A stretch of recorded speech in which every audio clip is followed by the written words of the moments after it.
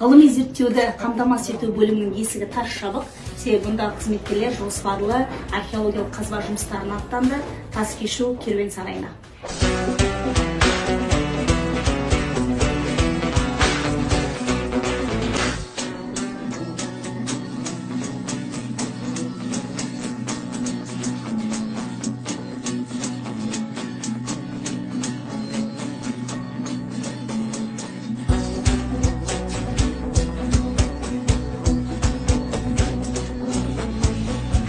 Dostlar jarmanda